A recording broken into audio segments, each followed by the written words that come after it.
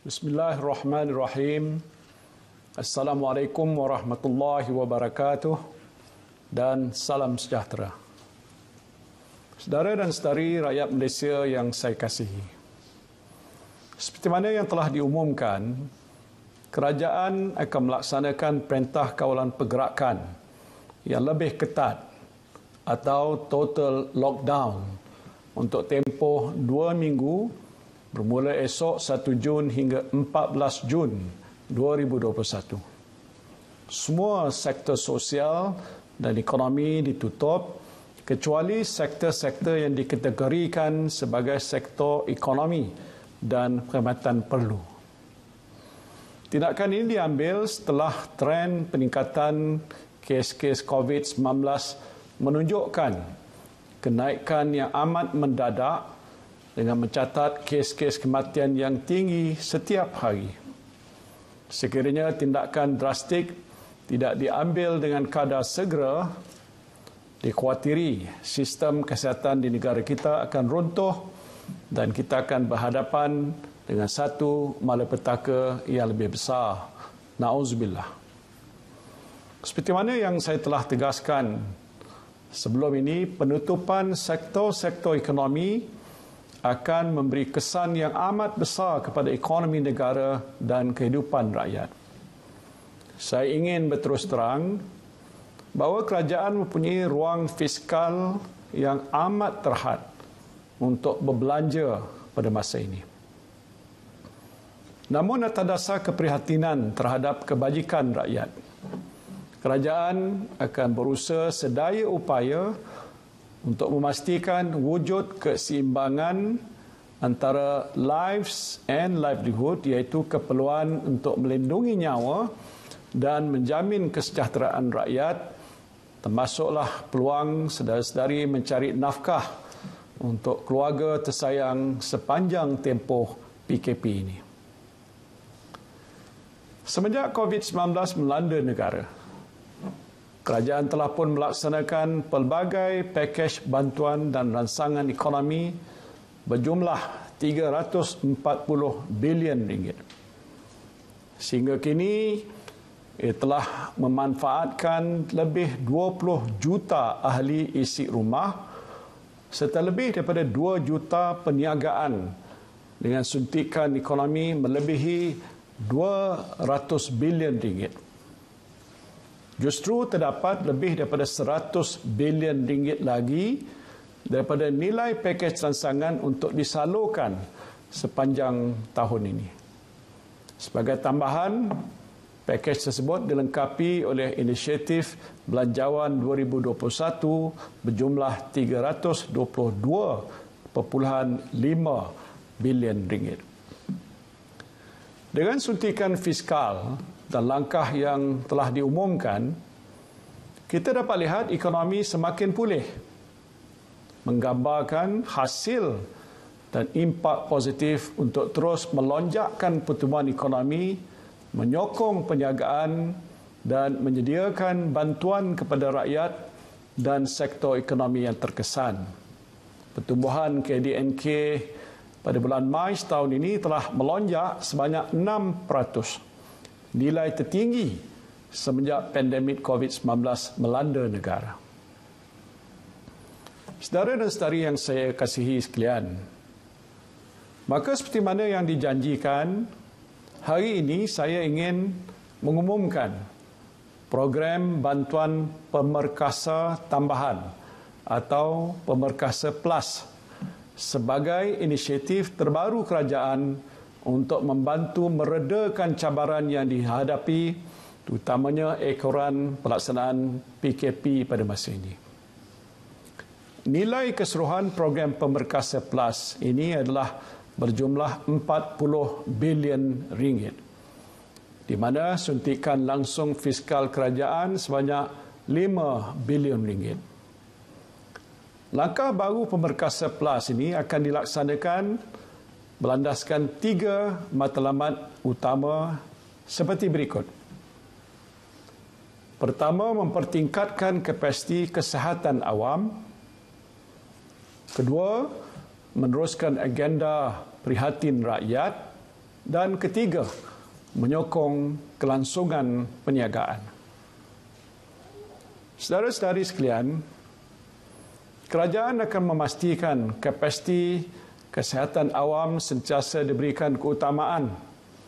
Seperti kenyataan saya sebelum ini, kita akan beralih ke fasa-fasa PKP secara berperingkat berdasarkan penilaian risiko oleh Kementerian Kesihatan Malaysia KKM mengambil kira antara lain jumlah kes COVID serta penggunaan kapasiti hospital serta ICU.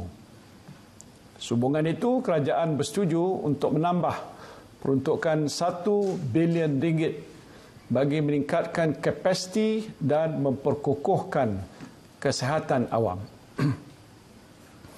Pertambahan peruntukan ini adalah komitmen Kerajaan Perikatan Nasional untuk memastikan sistem kesihatan tidak akan runtuh dan beroperasi dengan berkesan.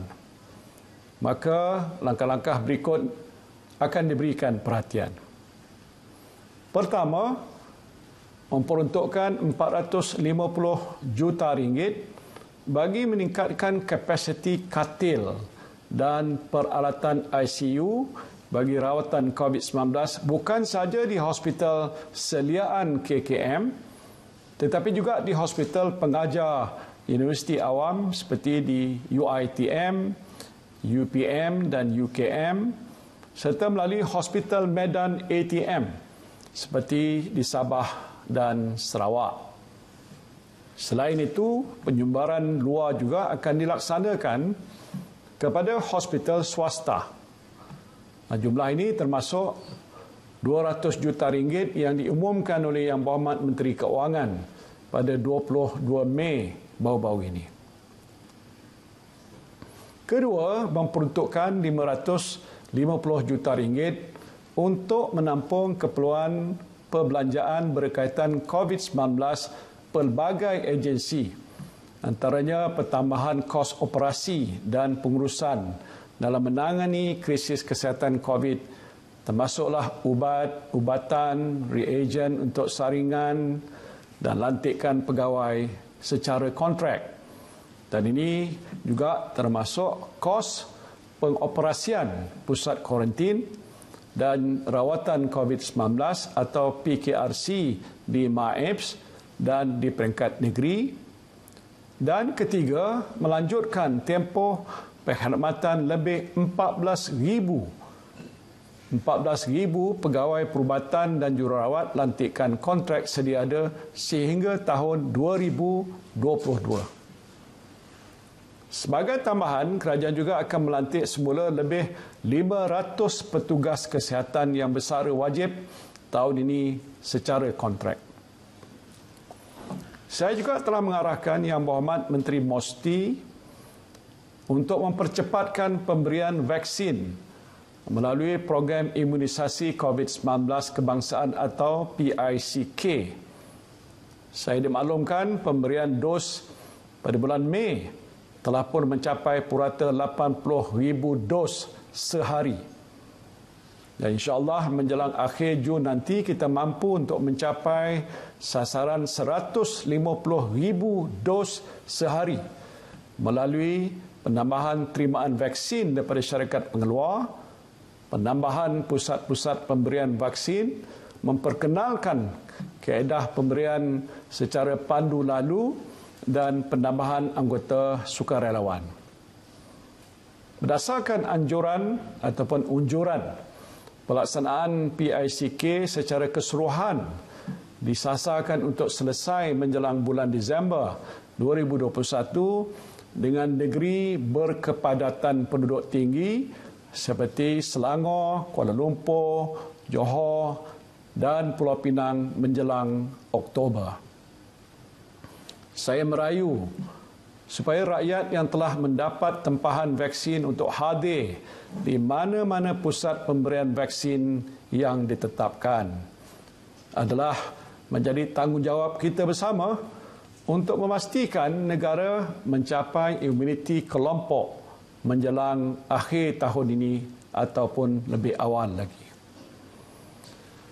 Saya juga mendengar keluhan rakyat terutamanya warga emas dan mereka yang tinggal jauh yang mengalami kesukaran untuk hadir ke PPV. Dan oleh itu saya telah mengarahkan supaya aset-aset kerajaan seperti bas, van dan kenderaan pool digerakkan bagi tujuan ini.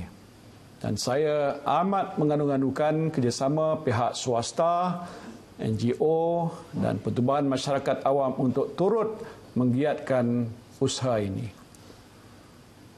Saudara dan saudari yang saya kasihi sekalian, bagi matlamat kedua, kerajaan akan terus mengutamakan agenda prihatin rakyat. Ini terutamanya bagi memastikan kesejahteraan dan kelangsungan hidup golongan rentan dan pekerja yang bergantung pada upah harian dapat terus dibantu. Tidak dinafikan, mereka inilah antara yang paling terkesan susulan penguatkuasaan PKP ini. Sehubungan itu, kerajaan bersetuju untuk memperuntukkan 2.1 bilion ringgit bagi menambah kadar program bantuan prihatin rakyat atau BPR.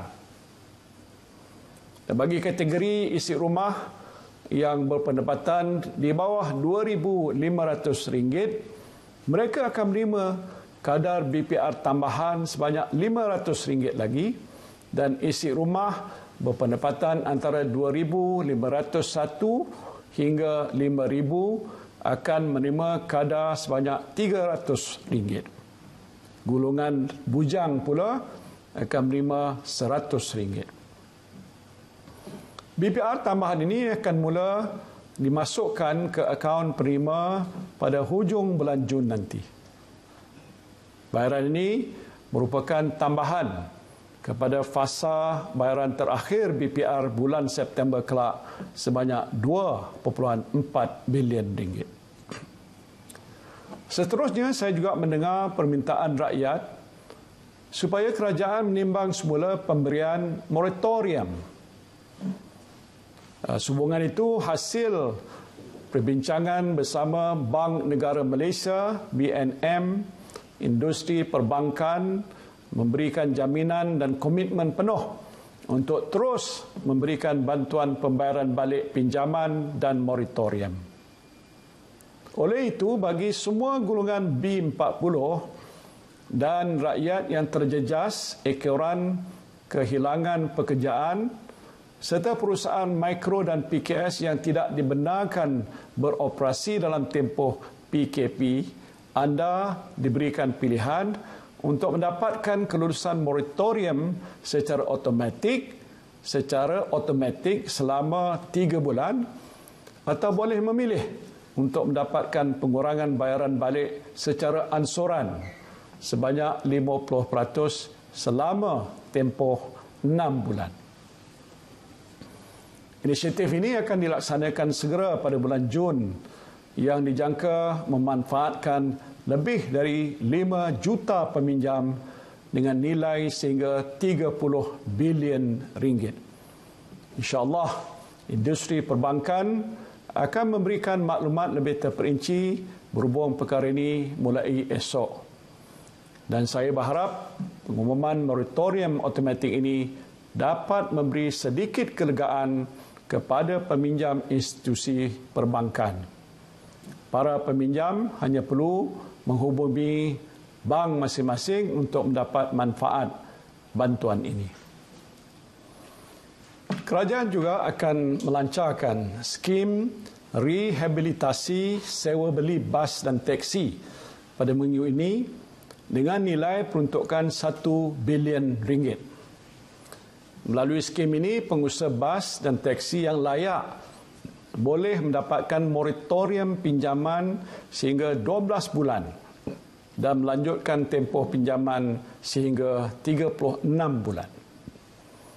Saya menyarankan supaya agensi dan syarikat kerajaan menawarkan penaguhan bayaran balik pinjaman serta diskaun sewa premis perniagaan. Pihak MARA pula akan meneruskan program MARA Prihatin Peace of Mind yang dibuka sehingga 31 Julai 2021. Peminjam boleh memohon secara dalam talian untuk membuat penjadualan semula bayaran balik pinjaman pelajaran atau moratorium, dan bagi usahawan mara yang terkesan akibat penutupan ekonomi, pemberian diskaun 30% ke atas sewaan premis perniagaan akan diberi mulai bulan Mei sehingga Julai 2021. Seterusnya adalah berkaitan pekerjaan. Tidak dinafikan pelaksanaan PKP 3.0 ini akan memberikan kesan kepada sebilangan besar rakyat kita, terutamanya risiko kehilangan pekerjaan dan pengurangan pendapatan akibat penutupan kebanyakan sektor ekonomi. Maka kerajaan bersetuju untuk melanjutkan program subsidi upah di bawah Perkeso selama 1 bulan bagi semua sektor ekonomi yang terkesan dengan kos 1.5 bilion ringgit dengan had 500 pekerja bagi setiap permohonan ditanggung oleh kerajaan. Adalah dijangkakan 2.5 juta pekerja dan lebih 200,000 majikan akan mendapat manfaat.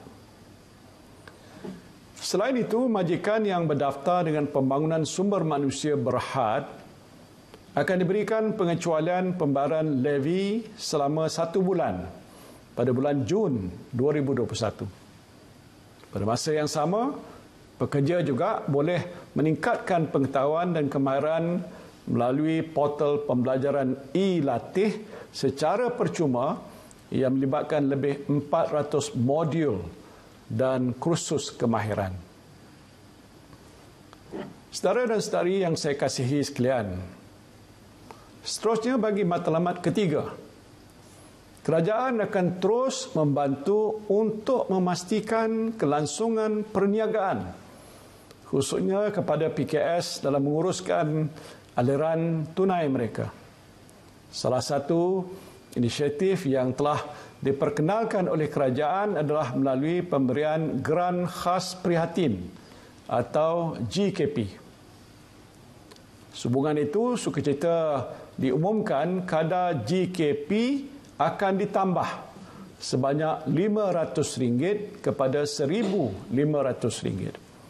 Nah, ini bermakna hampir 1 juta PKS dan perusahaan mikro akan menerima RM1,000 pada pertengahan bulan Jun dan RM500 lagi akan disalurkan pada bulan Julai. Saya juga ingin tegaskan, berdasarkan SOP terbaru yang diumumkan, kerajaan masih membenarkan operasi jual beli peniaga kecil, penjaja jalanan dan termasuklah perusahaan mikro. Oleh itu, sekiranya para peniaga ingin mendapatkan pembiayaan mikrokredit sebagai modal kerja, sebanyak RM1.5 bilion disediakan bagi sepanjang tahun ini oleh BSN, Tekun, Mara, SME Corp dan Yapin dengan kadar pembiayaan serendah 3%. Selain itu, bagi membantu aliran tunai syarikat dan PKS, institusi perbankan akan terus menawarkan kemudahan pembiayaan dan pinjaman.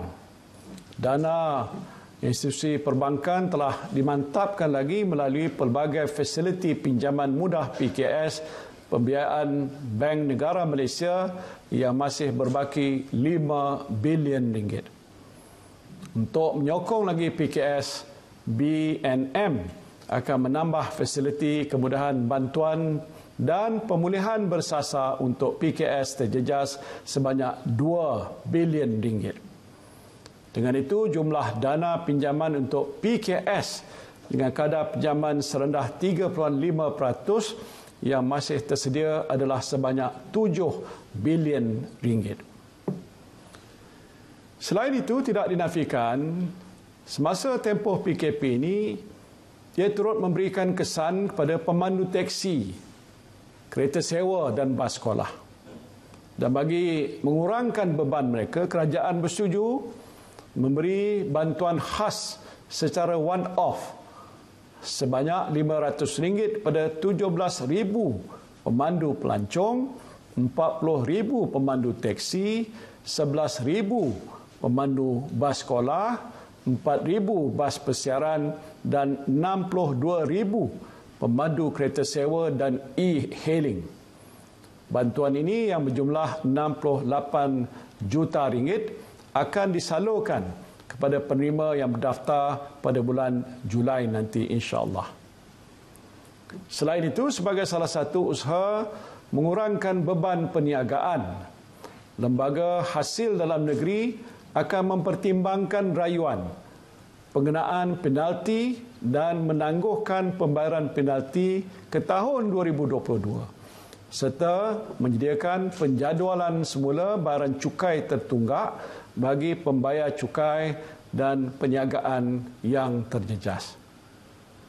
Suruhanjaya Syarikat Malaysia juga bersetuju untuk memperkenalkan semula pelanjutan untuk penghantaran penyata keuangan, pelaksanaan mesyuarat tahunan bagi syarikat awam yang tersenarai di Bursa Malaysia dan moratorium denda bagi penghantaran lambat dokumen berkanun. SSM juga akan mengecualikan bayaran lewat untuk memperbarui lesen perniagaan sehingga 31 Disember 2021 bagi PKS Mikro serta perniagaan milikan tunggal dan perkongsian. Di samping itu, Akta Langkah Sementara bagi mengurangkan kesan penyakit COVID-19 atau Akta 829 akan ditambah baik bagi membantu individu dan perniagaan yang terkesan. Perlindungan berkaitan ketidakupayaan untuk melaksanakan obligasi kontrak akan dilanjutkan tempoh kuat kuasanya sehingga 31 Disember 2021. Sehubungan ini, kerajaan menyediakan bantuan perkhidmatan pengantaraan atau mediation secara percuma melalui Pusat Mediasi COVID kepada semua individu atau perniagaan tanpa mengira latar belakang. Seterusnya, kerajaan akan melanjutkan pemberian diskaun bil elektrik kepada sektor yang terjejas. Sehubungan itu, pengendali hotel, agensi pengebaraan dan pelancongan, premis dan kompleks memberi belah, pusat-pusat konvensyen, taman tema dan pejabat syarikat penerbangan tempatan layak menerima diskaun bil elektrik sebanyak 10% selama 3 bulan tambahan antara bulan Julai sehingga September 2021. Kerajaan juga bersetuju untuk memberikan potongan khas kepada pemilik bangunan dan ruang perniagaan yang menawarkan pengurangan sewa premis perniagaan kepada PKS dan bukan PKS untuk tempoh 6 bulan lagi sehingga 31 Disember 2021 bagi pengurangan sewa sekurang-kurangnya 30% daripada kadar sewa semasa. Selain itu, pelanjutan sehingga 31 Disember 2021 bagi pengecualian cukai pelancongan dan cukai perkhidmatan ke atas penginapan yang disediakan oleh pengendali hotel masih berterusan. Saudara saya sekalian, semasa pembentangan pakej penjana pada Jun 2020, kerajaan telah mengumumkan pengecualian duty stamp kempen pemilikan rumah atau HOC yang akan berakhir pada hari ini 31 Mei. Sukacita diumumkan kerajaan bersetuju untuk melanjutkan pengecualian duty stamp HOC tersebut sehingga 31 Disember 2021. Kerajaan juga bersetuju untuk melanjutkan pengecualian cukai jualan ke atas kenderaan penumpang CKD dan CBU import yang sebelum ini diumumkan di bawah inisiatif penjana mulai 1 Julai 2021 sehingga 31 Disember 2021. Saudara dan saudari yang dikasihi sekalian, ingin saya tekankan sekali lagi, selain inisiatif yang diumumkan pada malam ini, masih terdapat pelbagai program pakej rangsangan yang bernilai lebih daripada 100 bilion ringgit yang masih dalam pelaksanaan. Dari segi perbelanjaan langsung daripada kerajaan, kumpulan wang COVID-19 telah pun diluluskan dengan siling 65 bilion ringgit. Sebanyak 38 bilion ringgit telah pun dibelanjakan bagi tahun 2020 dan sehingga April 2021, 10 bilion ringgit lagi telah disalurkan. Jadi baki sebanyak 17 bilion ringgit akan dibelanjakan lagi pada tempoh yang terdekat. Dan antara inisiatif dan program ini termasuklah pertama, BPR Fasa 2 yang baru saja dilaksanakan awal Mei yang lepas dengan peruntukan sebanyak 2.7 bilion ringgit yang telah pun disalurkan kepada 8.4 juta penerima dengan bayaran Fasa 3 bernilai 2.4 bilion ringgit dijadualkan untuk bulan September akan datang. Keduanya, program subsidi upah, insentif penggajian serta program latihan untuk membantu menjamin pekerjaan yang sedia ada serta menggalakkan penyediaan pekerjaan baru dengan sasaran 500,000 untuk tahun ini. Ketiga, pelaksanaan projek-projek kecil dengan peruntukan lebih 2 bilion ringgit untuk dibelanjakan memanfaatkan kontraktor kelas G1 hingga G4 bagi pembaikan infrastruktur dan fasiliti awam. Keempat, program jaringan prihatin bernilai 2 bilion ringgit yang juga dilancarkan pada awal Mei lalu bagi membantu 8.4 juta penerima BPR untuk melanggan perkhidmatan telekomunikasi ataupun mendapatkan peranti telefon mudah alih. Dan kelima, program e-belia yang akan dibuka pendaftarannya mulai esok 1 Jun 2021 bagi membolehkan 2 juta belia dan pelajar IPT yang layak untuk mendapatkan kredit bernilai RM150 dari penyedia perkhidmatan e-tunai. Saudara dan saudari yang saya kasihi sekalian, inilah antara usaha kerajaan sebagai meneruskan agenda prihatin rakyat dan komitmen Kerajaan Perikatan Nasional dalam menguruskan krisis yang melanda ini. Saya amat menghargai dan berterima kasih kepada semua pihak yang kekal teguh bersama-sama kerajaan tanpa mengira kawan ataupun lawan dalam menghadapi situasi yang tidak pernah kita jangkakan ini. Dalam capaian matlamat ini, kerajaan akan terus mengutamakan pendekatan whole of government dan whole of society dalam memerangi pandemik COVID-19. Ini merujuk usaha mengoptimumkan seluruh tenaga kerja kesihatan dan peranan frontliners yang bertindak di lapangan serta peranan seluruh rakyat Malaysia yang turut sama membantu untuk memutuskan rantaian COVID-19 ini. Sebagai penutup pada inisiatif Pemerkasa Plus ini, sebagaimana yang telah pun diamalkan semasa PKP pertama tahun lalu, saya ingin memaklumkan tanda sokongan barisan menteri dan timbalan menteri dengan tidak mengambil gaji selama 3 bulan mulai Jun 2021.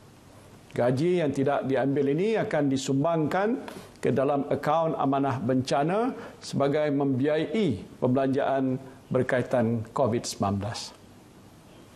Saudara dan saudari yang saya kasihi sekalian, keputusan untuk melaksanakan lockdown ini adalah satu keputusan yang sukar tetapi terpaksa dibuat.